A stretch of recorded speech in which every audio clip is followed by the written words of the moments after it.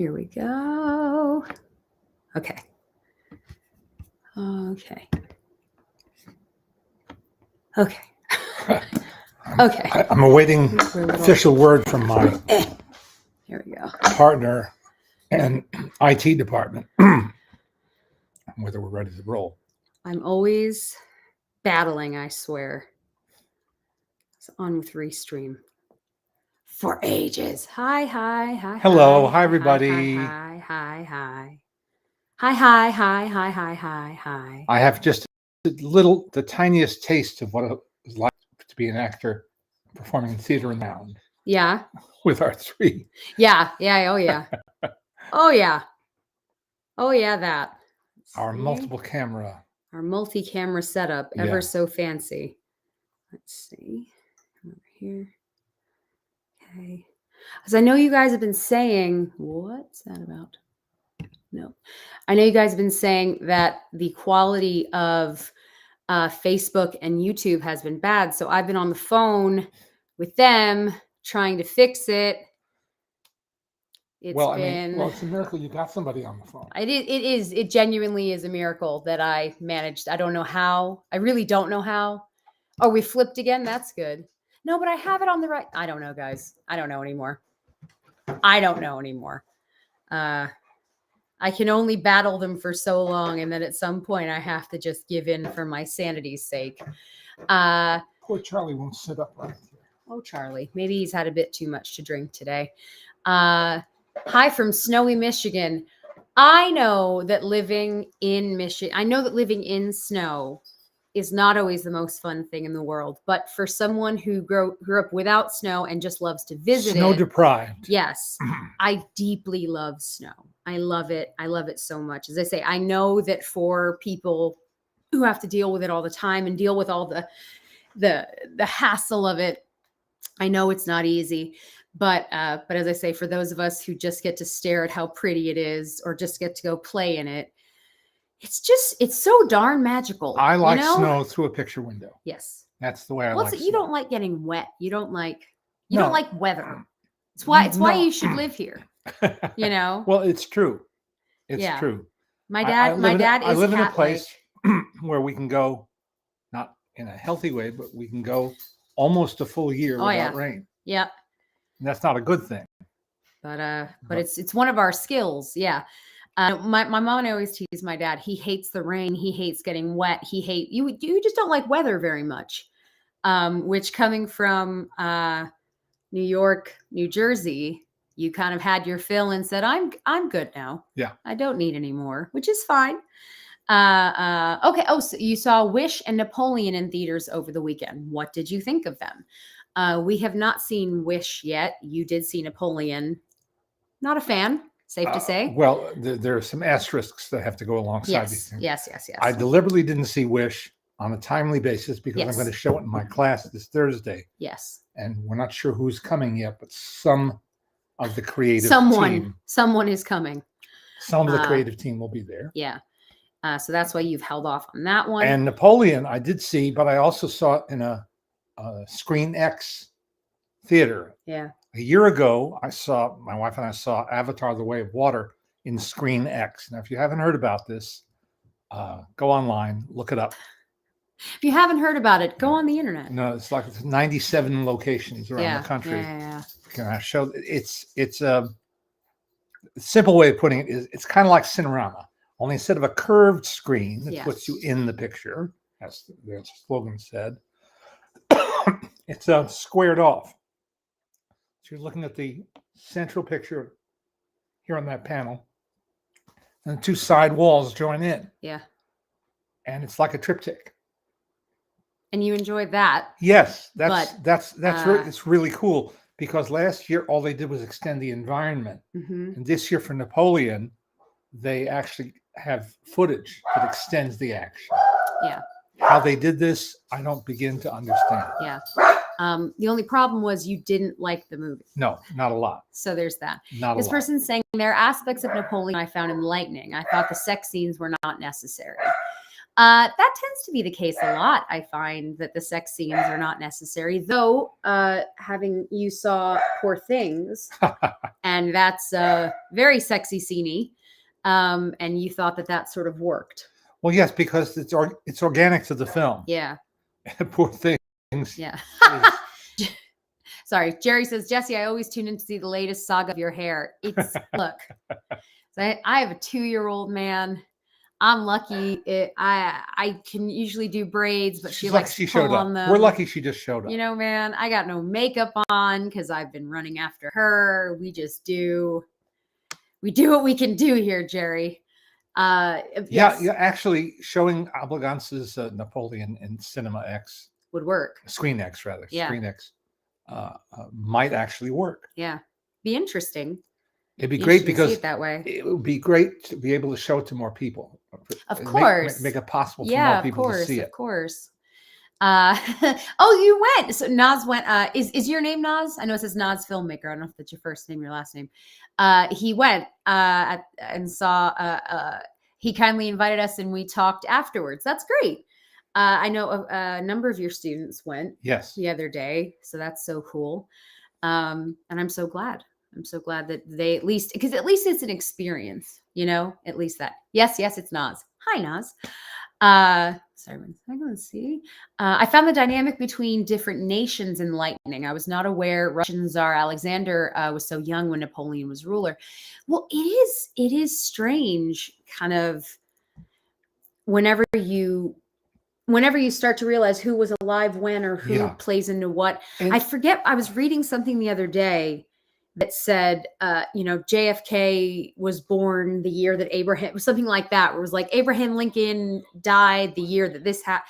And you just sort of forget where all of this comes together. Yeah, the timeline is very interesting. It's kind of nuts. Yeah. History. Heh. If only they made it more interesting when they teach it in schools. Yeah, that would help. If only. That would be helpful. I'm really interested. Obviously, Daisy is still very young, but I'm really interested to find out what kids learn now and how different it is to what I learned. Yeah. History-wise and everything else. Because Scott and my husband and I were talking about this yesterday.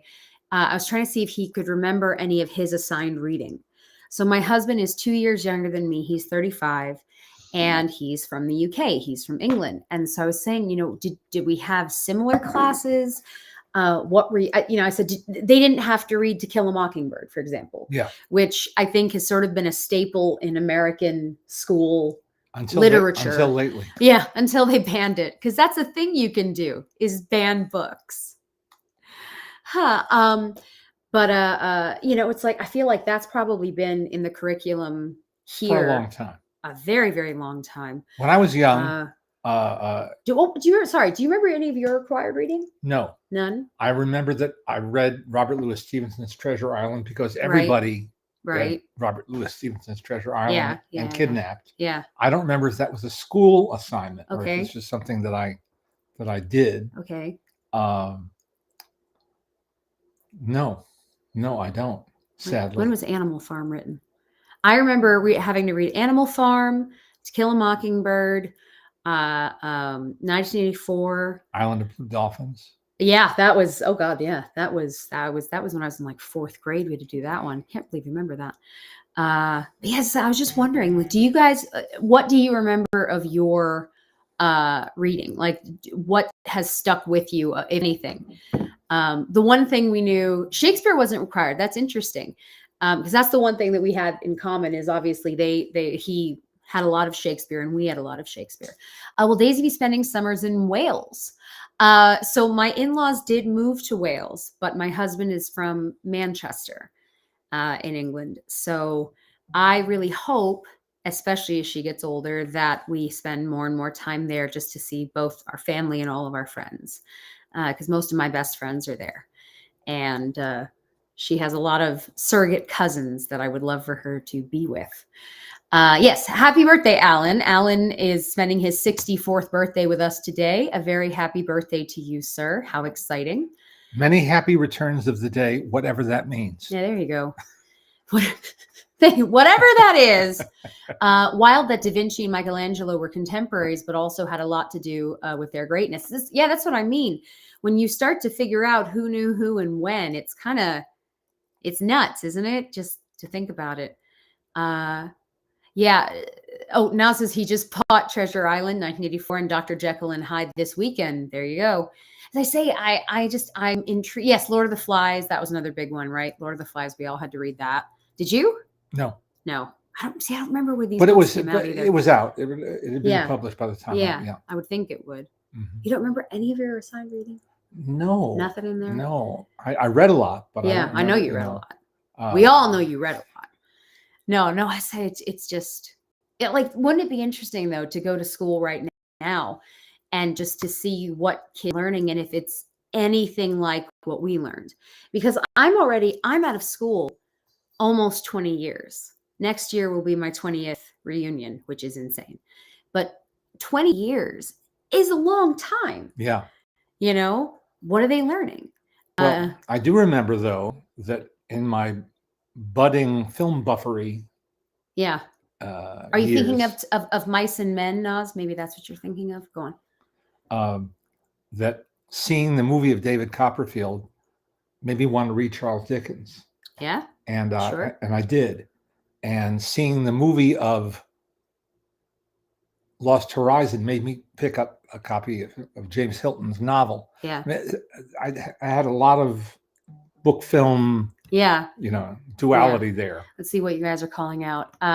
Call of the Wild, The Pearl, The Great Gatsby, A Christmas Carol. Yeah, I remember reading Great Gatsby. I remember reading The Pearl. I remember reading that one. The Odyssey, Catcher in the Rye, Huck Finn, Shakespeare, Animal Farm, 1984. Yeah, Brave New World. Remember having to do that. Great Expectation, Wuthering Heights, Tale of Two Cities, Invisible Man. Yeah, that's right. Oh God, Victoria says, my daughter says they read Lolita in middle school. God help us all. One of the things that I always thought was funny. So wait a minute. I know. I'm just letting that seep in. Yeah. Oh dear. Yeah. Oh dear. It is a different world. It is a different world. Something that happened when we were in 8th grade was that Harry Potter was obviously getting extremely popular. Yeah. And initially they said you couldn't do any book reports using the Harry Potter books. That's big at our school. You can't do it. And everybody was like, you got to be joking. So it then became Miss Robbins announced that you could do one Harry Potter book a year. You could do one Harry Potter book per school year as your book report, because everything else they wanted you to read was other. But I just always thought that was so damn funny. Yesterday, I spent some quality time at a Los Angeles landmark called Book Soup. Yes. On Sunset Boulevard. Sunset Boulevard. On the Sunset Strip. Yep. Across the street from a place I wish were still there, Tower Records. But it ain't. You got to bring it up. You got to bring up that heartache, don't you? But anyway, Book Soup is still, thank goodness, alive and well. Yeah. And I realized sitting there, and I'll explain why I was there. It'd been a long time since I've been in a real bookstore. Yeah. Since I've spent time in a bookstore. Yeah. We're spoiled because friends of ours opened a bookstore in Toluca Lake when we lived there, and that we're not far from there, but when we lived very close by, and they did it as a kind of hobby. Yeah. He was a producer, was a producer of TV movies. Mm-hmm. And when he prospered enough, they indulged themselves in a lifelong dream of owning a bookstore and running a bookstore. And then they moved it slightly over to Studio City, and it was called Portrait of a Bookstore. And if you live here, especially if you live in the Valley, but if you live in LA, a lot of people are very familiar with the Aroma Cafe that had Portrait of a Bookstore inside. Yes. And great marriage. A great marriage of a wonderful cafe, bakery, coffee shop, and this bookstore. And they also sold tchotchkes. During Hanukkah, they had Jesse's Hanukkah Corner, which I was very proud of. Because I would always tell her how sad I was when I go into stores and there was nothing for Hanukkah. So she made Jesse's Hanukkah Corner, and again, more tchotchkes there. But they did it for 27 years, I think. Something like that. I only know because the bookstore and I was the same age. Ah, okay. We were the exact same age. Yeah. And you might find the people who worked there, very small staff, the people who worked there tended to be nice, intelligent, and they actually read books. Well read. Yeah. Well read. They read the books that And were on the shelves. Yeah. And in one instance, you would have been purchasing a book from Patty McCormick. Yeah. Patty worked there for a long time. No, it's gone, unfortunately, Nas. That's the whole thing is they closed it. So as I say, we were spoiled. Yeah. A few years ago. It was before the Amazon domination. Yeah, it was before that, but it just became, it was a lot. It was just so sad because it was just such a wonderful place to be. And once you get used to having that, and again, having people who really do know and care about the books, I will say we're very lucky in Studio City. There is, it's Barnes and Noble owned, but it's called Bookstar. It's called Bookstar. It is in it was a movie theater. It was the Studio City Theater. And it still has a beautiful marquee. And even more beautiful box office kiosk. Little box office right in front. It's on Ventura Boulevard in Studio City. And the people who work there, same thing. Very nice. They really care about the books. It's absolutely huge. It's huge. But it's always nice to go in there. Yeah. And again, they can recommend books for you. And yeah. Sad that we have to talk about bookstores in that way. And it's like, remember bookstores, guys? But yeah. Remember record stores? Oh, please. Don't even. Anyway, I was at Book Soup yesterday having a conversation with my friend Jeremy Arnold about his book on Christmas movies. I should have the book right here. You should, yes. Hold up. Yes. And I don't. And you don't. But his name is Jeremy Arnold, and this is a TCM book published by Running Press. And it's handsomely packaged, as all of their books are. And it's a revised edition of a book he did several years ago. He's added a few new tidbits. And Jeremy's really smart and good writer. Extremely passionate. Yeah, and he found some rare photos too. Yeah, that's he. If you've seen Jeremy before at the TCM Film Festival, yep. he usually gets to program 1 or 2 films. And it just absolutely thrills him. He loves it so much. He's just a genuinely lovely human being. Yeah. So we had fun. Yeah, I'm sure you did.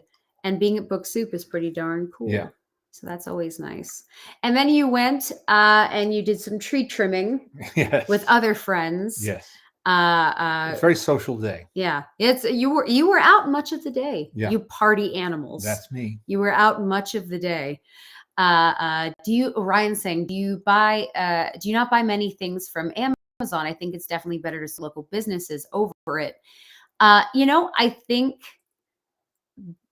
it's a mix because the stuff that we want to support, our friend Frank here mentioned earlier that Criterion is still having a sale. So if you're looking for stuff like that, head to Criterion. Usually the stuff we buy from Amazon are like your basics. So it's vitamins, or in my case, I'll tell you the tipping point for me was I was looking for some over-the-counter drugstore item. I can't remember what it was. And did he? You don't walk here in LA. So I drove. Not where we live. I drove to 2 or 3 of the national chains: CVS, Walgreens, Rite Aid. And I realized I was using up time and gasoline. Oh, that is cute. Mm-hmm. Nick just mentioned that Jerry Beck posted a photo from yesterday. Yes. So I just pulled it up. Mm-hmm. That's very cute. There we are. That is very cute. Hello, friends. And I realized I was spending all this time and money trying to find this item that if I had clicked on Amazon would have just appeared on my doorstep the next day. Yeah. So that's how I use Amazon. I tend to use Amazon. Yeah. Well, I trained you both. That's because that whole thing I said to my parents, because they would have that. They'd go to 2 or 3 stores. And I said, honestly, this is where our friend Amazon comes in because I just don't have the patience. Right. When Portrait of a Bookstore was open, we just pick up the phone. Yeah, we call them and say, "Hey, do you have such and such?" And they go, "Yeah, we do." Or we can order it for you. We'll have it in a couple of days. Exactly. Jeremy will be at Larry Edmonds on Thursday night with Stephen C. Smith doing the talk/book signing gig. That's great. That's great. There's another fantastic bookstore. My first trip to Los Angeles, I was 17 years old, I think. And it was for a Cinecon, which was at the Hollywood Roosevelt Hotel. And I discovered two things: that half a block away was a Hamburger Hamlet. Don't get me started. It's a long tangent. R.I.P. Go on. But yeah, R.I.P. indeed. And just another block or two down was the world famous Larry Edmonds bookshop, the granddaddy of all specialty film bookshops. Not that there are that many left. No. but Jeff Mantor, who runs it with his whole heart, he's doing the Lord's work. He's doing great things for authors, readers, and for readers. He's manning the fort. He's incredible, and he does all these events at Larry Edmonds. He calls it the Lair. It's, being an author is hard, especially nowadays when there are not bookstores the way there used to be bookstores, right. And when getting a book published, all the rest of it is a lot, and so much has changed. And so to have not just a bookstore, but a bookstore owner, person who runs it, who really wants to help, who will have events for you. I mean, he also, by the way, again, if you go to the TCM Film Festival, he's the one who supplies all the books there. A lot of events in LA, different people do. He will bring the books there for people to sign. He does so much of the legwork for people. He's a movable feast. And it's just, he loves it. He loves it. He takes great pleasure in it. And the fact that he survived COVID as well, not him personally, but the fact that the store survived COVID, and everything else, it's amazing. Did you take your first trip to Disneyland when you first came to LA? I forget if it was first or second trip. I came back 1 year later. Yeah, I think it was your second, because I think the first was other stuff. And I couldn't get well, I could drive here legally, but I couldn't rent a car because you weren't old enough. Yeah. Several people are mentioning the bookstores that they love that are gone. The Applause bookstore on the Upper West Side. Kears in New York City. Yeah. Again, a fantastic bookstore is just worth its weight in gold. Indeed. Gotham Book Mart, another hallowed memory of New York City. Phil is asking how the Flash Gordon event went. Oh, well, I didn't end up seeing the presentation by the fellow from the soon to be real George Lucas Museum of Narrative Art. But I watched 6 chapters of the serial. It was just wonderful to see it looking so good on a big screen. It magnifies its flaws. Yeah. But they worked so hard. They had like 2,900 splices, sprockets to replace, single frames that had to be copied from other sources. But it was my friend David Sten who dug in the Hearst Corporation to find the right guy. Eventually he found the right guy who said, "Oh yeah, we have the negatives sitting right here." That is, and I think they're on nitrate. What do you do with nitrate? And he facilitated getting them. What do you do with nitrate? Try not to die. Yeah. Step copy one. Copy it fast. Yeah. That's what they did. Yeah. And David Packard, God bless him, David Packard's money helped fund this, and UCLA Film Archive took on the job. The amount of effort, man, it's a lot. Oh, Craig says, I love listening to your Very Good Year episode. Great. No one has yet chosen 1940. Year that gave us Rebecca, His Girl Friday, Grapes of Philadelphia Story, Shop Around the Corner. Foreign Correspondent. Yeah. Yeah. I mean, you had a lot of fun doing that podcast. Oh, I did. I mean, it is amazing to look at certain years. Obviously, there are some that are very famous. Even the day, obviously, the 70s. People talk about the 70s a lot for changing film and having such an extreme effect, and the fact that so many of those movies are still considered some of the best. But it is funny. I mean, when you look at a year like 1939 or one of those, and you just go, "I'm sorry, what all came out?" It's overwhelming. It is. It's overwhelming to see, as I say, a handful of these years where you just go, "What do you mean this was at the same time?" I'm thinking of Wizard of Oz because my dad, if you got a chance to see them, I hope you did. My dad has been hosting some of the events for Fathom, where you get to watch movies in the theater, and he does a little intro beforehand. And I love that you're able to do that. I love that people get to wave and say, "Hi, Leonard," before watching a good movie. And he's just, we're going to be filming more of them tomorrow. So we're just going over scripts. And, when you're talking about some of the films, I say, when you're talking about something like Wizard of Oz, you're talking about something like Gone with the Wind, you're talking about something like Rear Window, you know, the idea that these movies were made such a long time ago, but have somehow stayed current. People reference them, not just in TV shows and other movies, but in general. They've stayed a part of pop culture. Yep. They're in the zeitgeist. And that, again, I always say that, but I'm fascinated by pop culture. I'm fascinated by how things can embed themselves. In some cases, people don't even realize what it's from. Many cases, people don't even know what something is from. I love people using the expression "cut to the chase." Yes.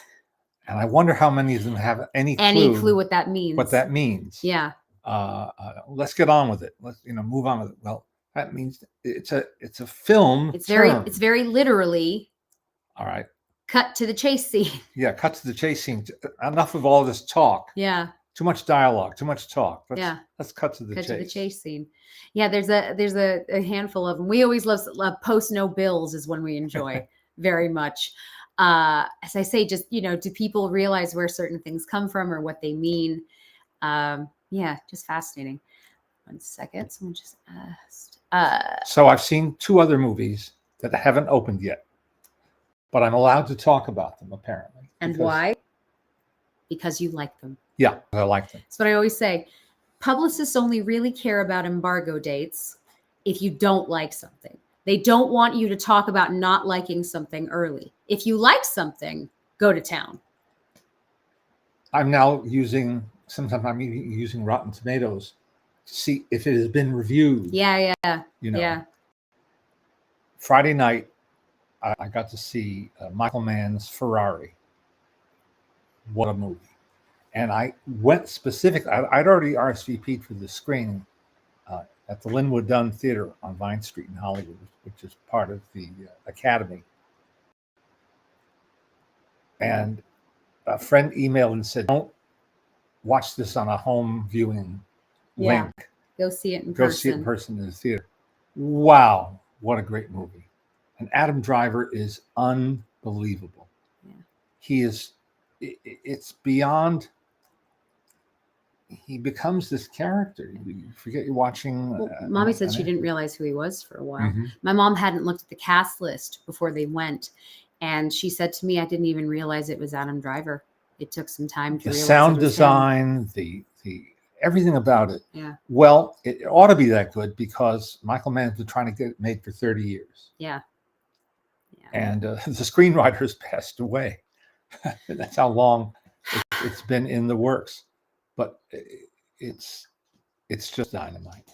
And we saw Ava DuVernay's new film Origin, which is going to play for 1 week for Academy qualification. Right. And then really is coming out, I think, in mid-January or even early February. A reminder, the way that it works for a film to be nominated is it has to play generally LA, New York, Chicago, one of those big guys. It has to play in one of the main sort of cities for 5 days. It has to have a theatrical debut before cutoff, which is usually sometime in December. And these rules get Oh, please. Rewritten, reshaped constantly on an almost yearly basis.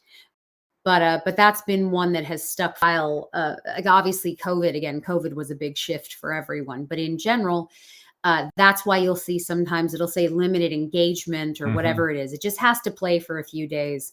Then it can go away again and come back when it actually wants to come back. Origin is based on the best-selling book by Isabel Wilkerson. Am I getting her name right now? And it's another powerhouse movie. Yeah. It's just, and it's so relevant and so challenging in a positive way. Yeah. It's a towering work. I really think so. And Anjanou Ellis, it was now Anjanou Ellis Taylor, I believe. She get married? Yeah. There you go. Is perfect casting. Yeah. To play the author who is going on this literal and figurative journey of discovery. I don't want to sum it up in too much of a neat little package for you, but it's a great movie. Leonard, I read that you raved over the film Maestro starring Bradley Cooper. How ironic that a few months ago, Jesse was concerned about the prosthetic Cooper wore. No, I was never concerned. It didn't bother me. People went nuts. When the trailer was released, people lost their damn minds over the prosthetic. My mother included. My mom was saying, oh, I don't know if I'll be able to get past this. No, I never had an issue with it. I thought it was hilarious that people were judging something they were seeing for 5 seconds. This is how people are now, though. You know, they see a trailer and immediately, oh, it's the worst thing I've ever seen. No. Oh, I can't believe it's the most terrible thing. It helps them become Leonard Bernstein. Yeah. No, I never had an issue. I just thought it was hilarious. Having grown up watching Leonard Bernstein on TV on his famous young people's concerts and other public appearances, I have a very clear vision of what he looked and acted like. Grew up it. Yeah. You know? And it's permanently embedded in here. Some things are dropping out, but some things are some things stick. That's important. That's right. Yeah. Anyway, he is great. The movie's great. It's an astonishing achievement. And I got to talk to Carrie Mulligan. She is wonderful too. She's probably going to be an Oscar nominee. Yeah. Many times she's going to be an Oscar nominee. And I said, look, I'm not an actor. I've never done this. But when you're playing a scene, we're playing a scene with Bradley Cooper, and you look in his eyes, who do you see? She said, I saw Lenny, which is how everybody who knew him, referred to him. Yeah. She said, there was no Bradley. Isn't that amazing? And he stayed essentially in character. That doesn't surprise me. Yeah, while he's very much that during guy. The shoot. Yeah. Because he directed and acted, which I find always Herculean feat. Yeah. Under any circumstances. Yeah. Because they're diametrically opposed. The skill set. What does an actor have to do? Lose yourself, come back and look at the whole picture. Lose yourself, come back and look at the whole picture. Yeah. It's nuts. How does the Ferrari film compare to Ford v Ferrari? Ford v Ferrari. Ford v Ferrari is a really good film. We love that. I think that's a fantastic movie. I'm very fond of it too. Yeah.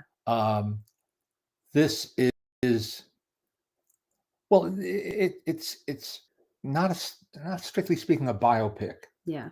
But it is the story of Enzo Ferrari. Yeah.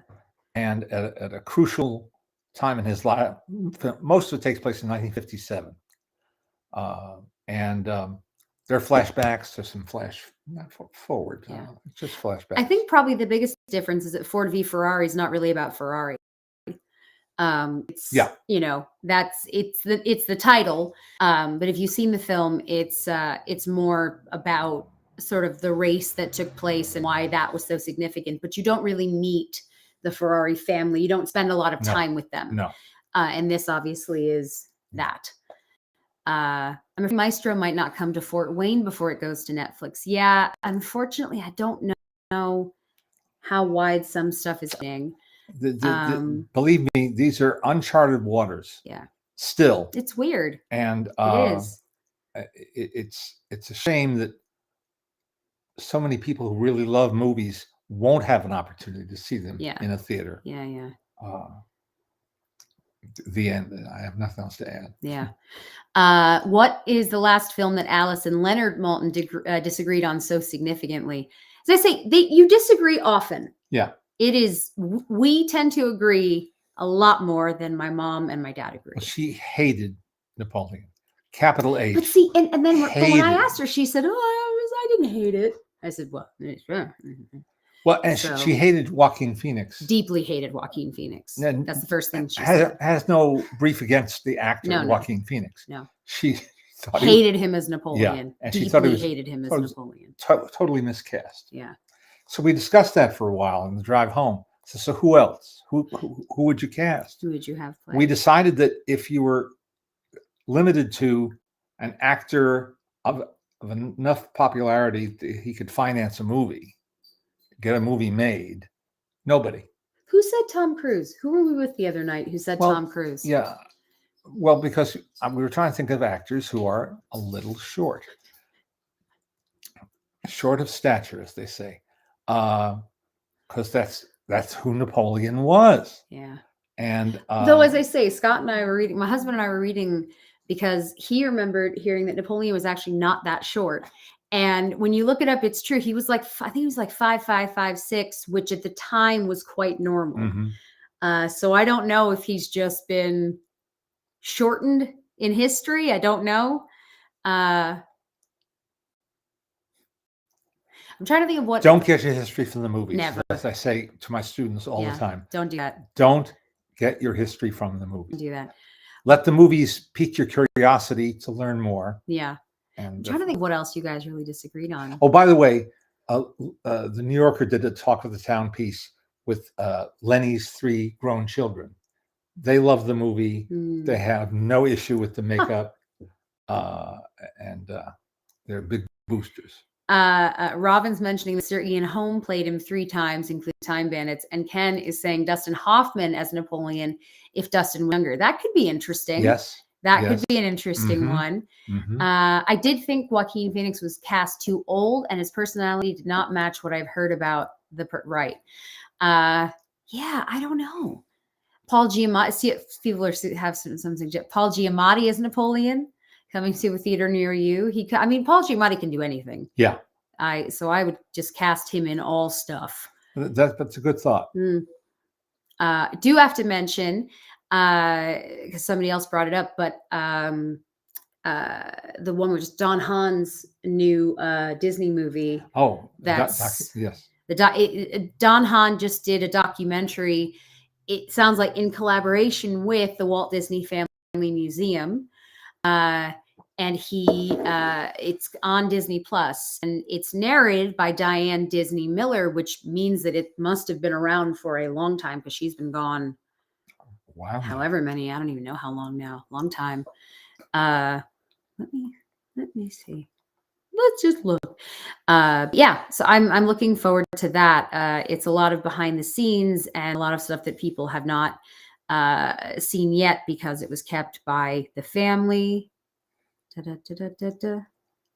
not yet listed on the internet. Okay. But I'll go over to him and see what he says.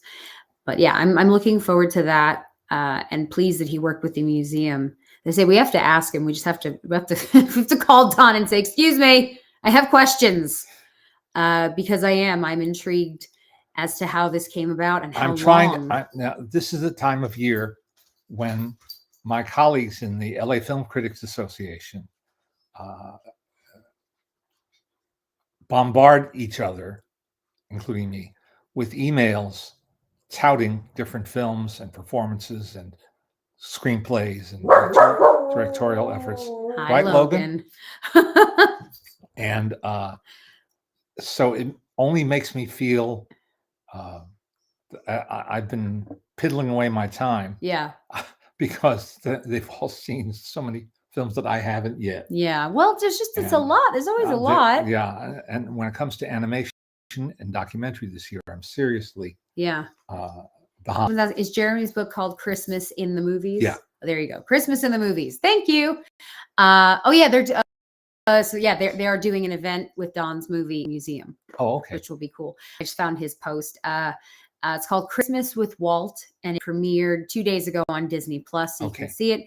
It's packed with amazing moments from Walt's life, home movies narrated by his daughter Diane, 1960 Winter Olympics with Walt's son-in-law Ron, the Mouseketeers, Disneyland parades, Santa, and enough holiday nostalgia to fill your heart full to the top.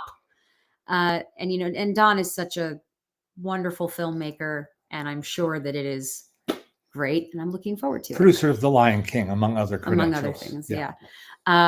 Diane's been gone 10 years. That is what it is, huh? 10 years, man. Man. Diane was wonderful. She was so much fun.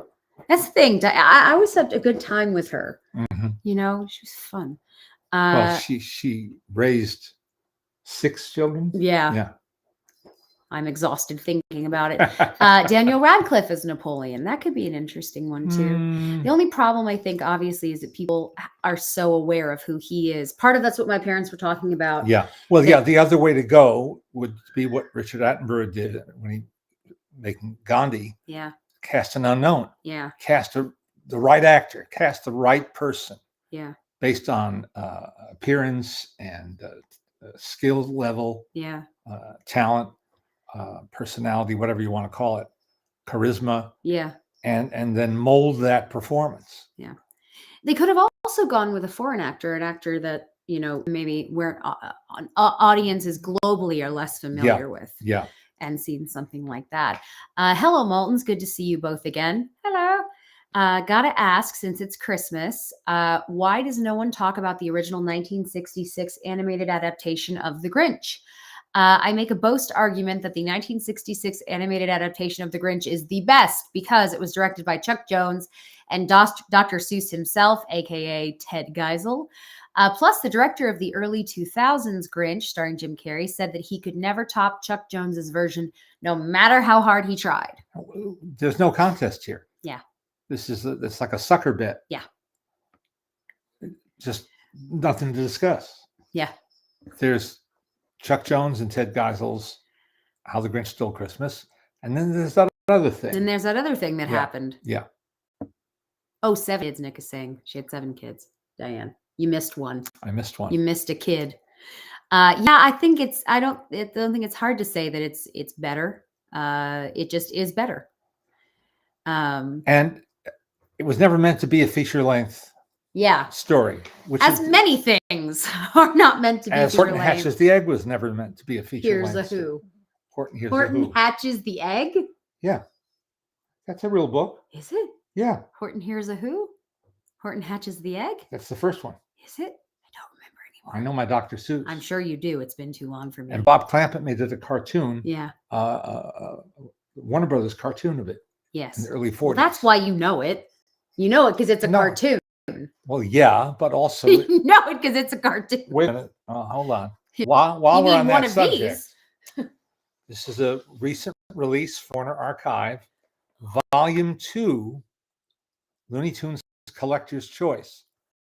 And what I like so much about this, I watched this while I was exercise bike this morning. It's not the classics. It's the stuff that's sort of left over.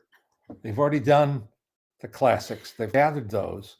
And we've seen them all. And we love them all. Yeah. But there are a lot of one-shot cartoons without the regular stars. Yeah.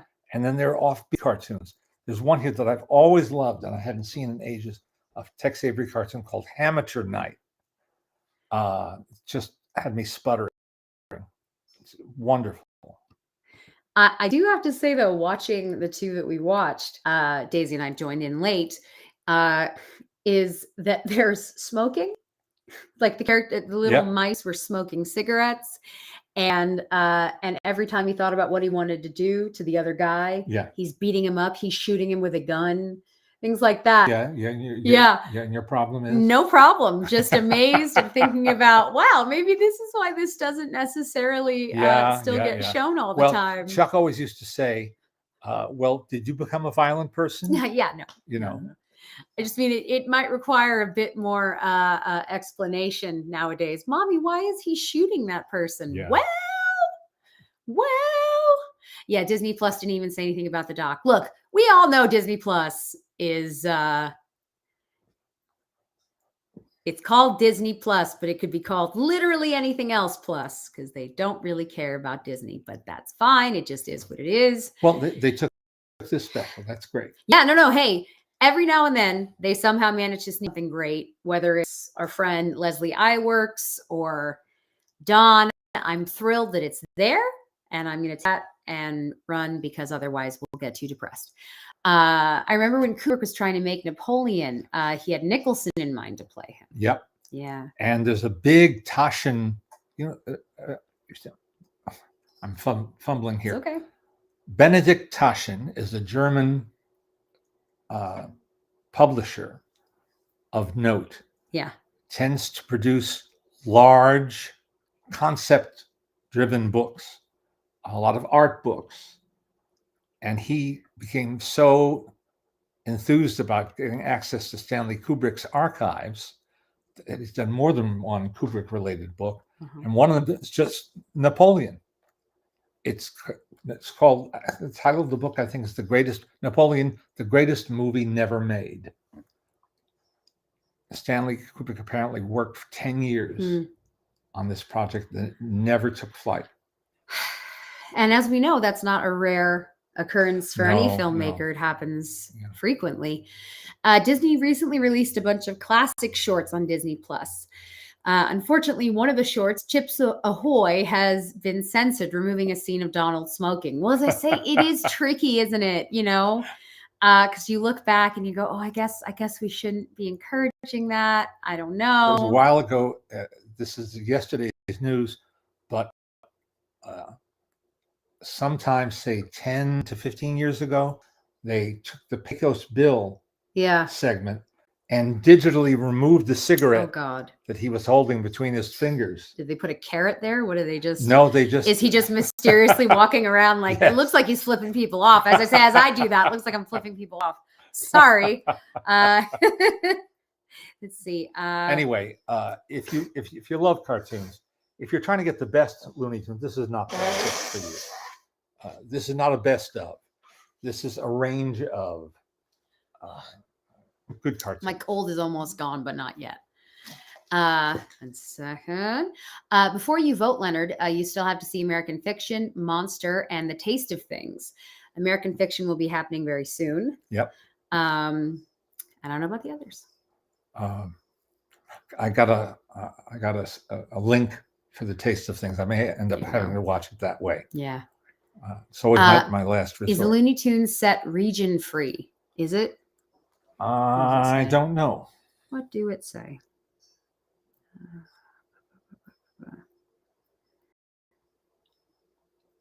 I'm not sure.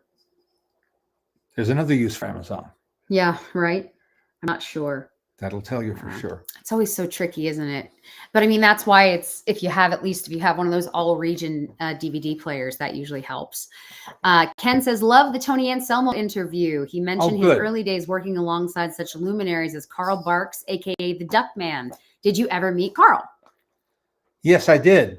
On one of my first trips out here for Entertainment Tonight, I sold he was assigned or sold a piece to whatever Disney magazine was then in existence. The D20 magazine is now the longest running magazine, perhaps, of their history. Yeah. But there's another one back then in the early 80s, and they secured for me an interview with Carl Barks, and I drove down to Temecula. Down and out to Temecula, long drive. Yeah. But he couldn't have been nicer. I had a wonderful afternoon with him and his wife, and I'd been warned, not to pester him and not to bring up this, not to bring up. He was easygoing, and I asked if I could get a picture of him at his drawing board, which was just a sneaky thing to do. And he said, "What should I draw?" I said, "Well, Uncle Scrooge would be nice." And he with the magic markers, drew and signed. Is that the Scrooge? Yeah. And it's hanging kind of over there. It's hard to point, but there-ish. Yeah. And it's wonderful. That's good to know. Jimmy's saying that all Warner Archive sets are region free. Good. That's great. Thank you so much for that. Let me see. How many times have you watched It's a Wonderful Life? Well, as I told somebody yesterday, when it was believed to be in the public domain, which is now no longer the case, but there was a moment in the 80s when it was believed that it was out of copyright, and that anybody who could dupe a copy could show a copy. Yeah.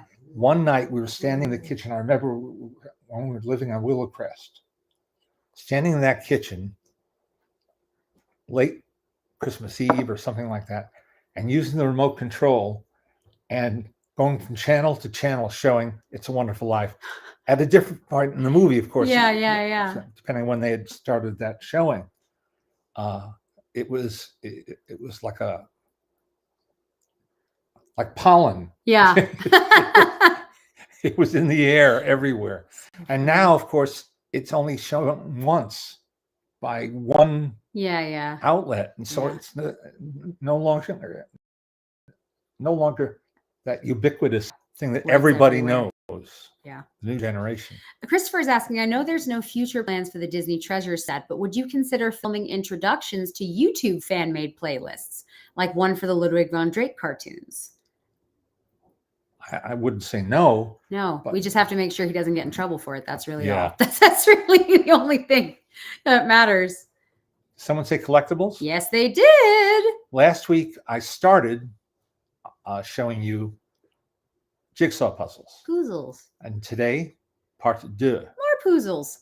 Does Albert Brooks' willingness to appear on Mark Maron's podcast increase the chances you could have him on your podcast? Did he do Mark Maron? Mm-hmm. He did Mark Maron. Yeah.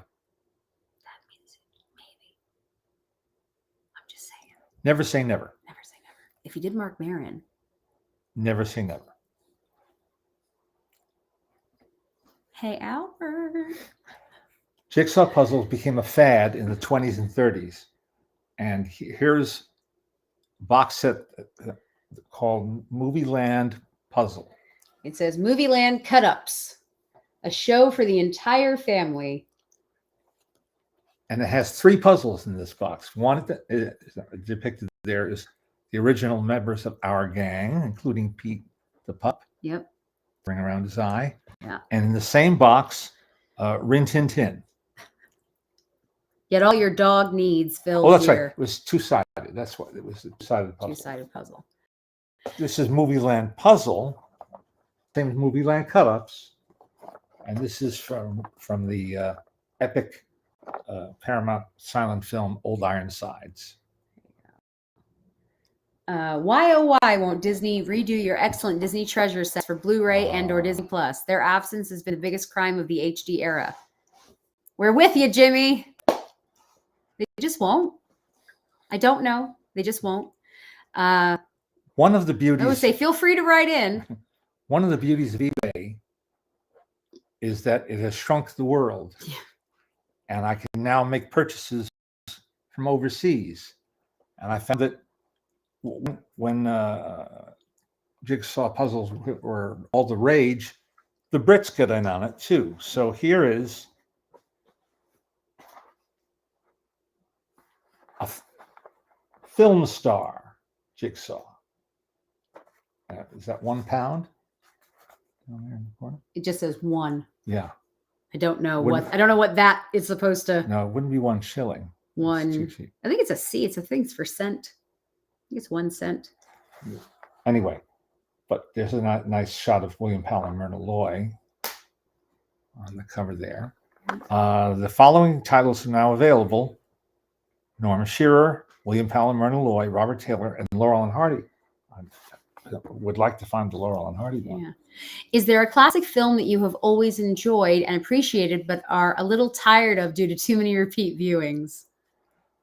No, it threatened to be Casablanca, which is my favorite film, and I stayed away from it deliberately for a while. Yeah, I think it can happen with anything if you just watch it too much. But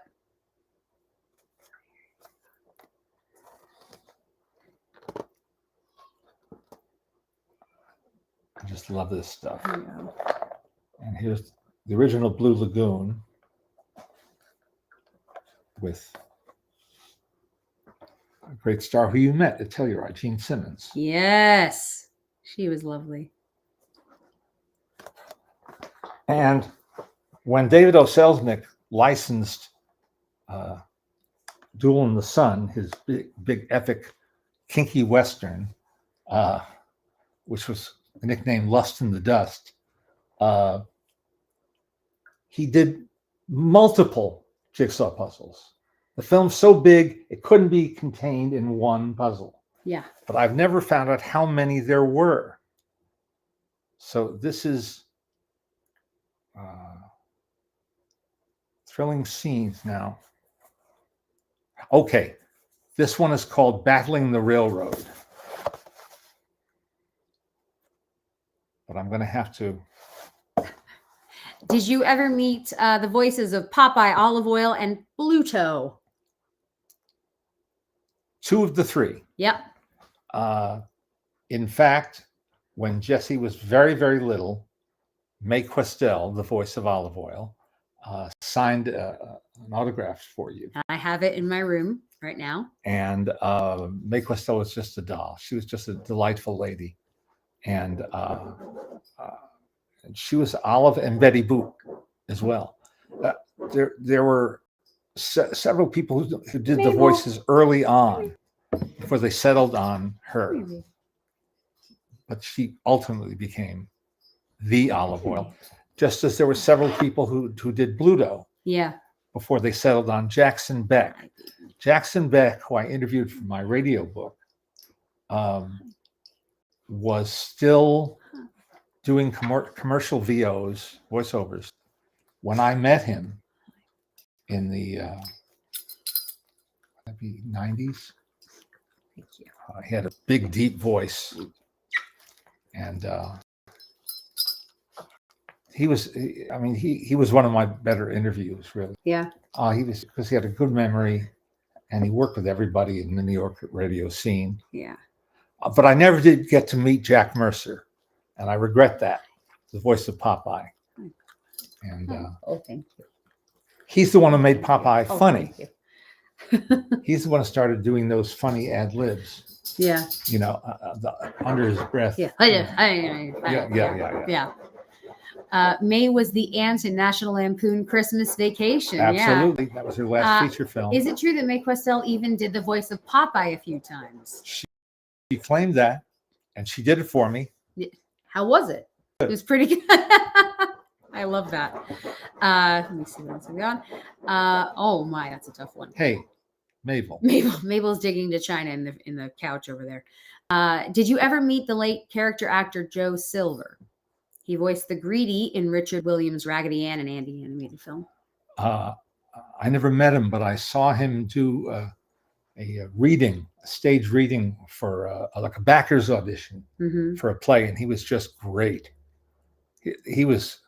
I was so upset when he died because that was a big loss. A wonderful character actor. Yeah. 1 second. Hello, Leonard and Jessica. Hello. On behalf of my good friend Diva, creator, hostess of the side-splitting YouTube series Musical Hell, what's the worst song and dance production ever to hit the big screen and or the video store, be it live action or animated? It needn't have won any awards. P.S. My least favorite musical was The Mighty Kong, which wasn't exactly a swan song for the late, great Dudley Moore. The Mighty Kong, however, has Sherman Brothers score. Well, they can't be that bad, can it? Yes, which means it's not without some merit. Yeah. It's not a complete loss. Yeah. I don't know what the worst one is. Well, years and years and years ago, this is very obscure.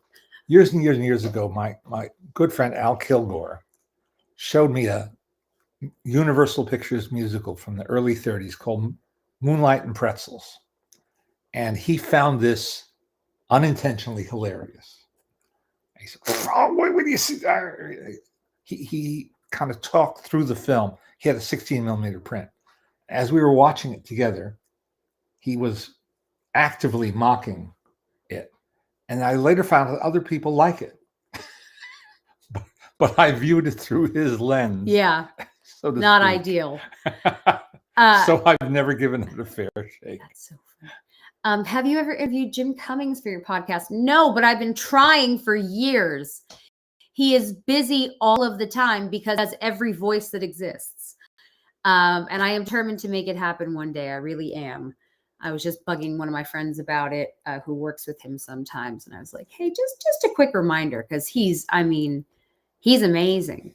And he really has been working for such a long time. And he's done so many types of voices. You know, there are several folks who've worked in that part of the industry for so long. And once you know their names and you see them, like Tress McNeil and folks like that who've just worked forever. I asked Tony Anselmo about Tress, and he goes, she just doesn't really do interviews. She's very shy.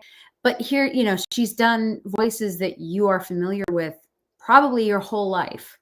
And it's just, it's nuts. But yeah, I love Jim Cummings. I think he's fantastic. Did you ever meet B.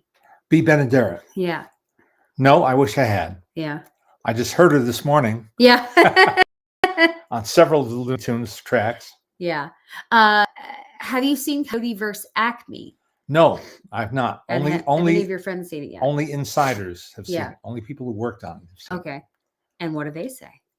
Well, they like it a lot, which is why they were so upset when Warner Brothers Discovery said they were going to shelve it. And I'm hoping that wiser heads will. The published rumor is that they're offering it to Amazon and Netflix and the other big streamers, and that's where it will wind up, rather than on a shelf. Henny Youngman had a joke years ago about a film so bad that when they shelved it, the film next to it moved over. Fair enough. Yeah. Fair enough. The last one I'll go over is what are your and this is a tough one, I know, but I think I know your answers. What are your top 5 favorite comedy films? We were talking about one today, one of the scripts you wrote. It's an easy one. One of the scripts you wrote today. Yeah, that. Blazing Saddles. Blazing Saddles. I would think for you, Blazing Saddles and Young Frankenstein are pretty high up on that list because they're fantastic. But you know, it can't do it. Yeah, can't do it. His Girl Friday. Oh, I love that movie so much. Night at the Opera.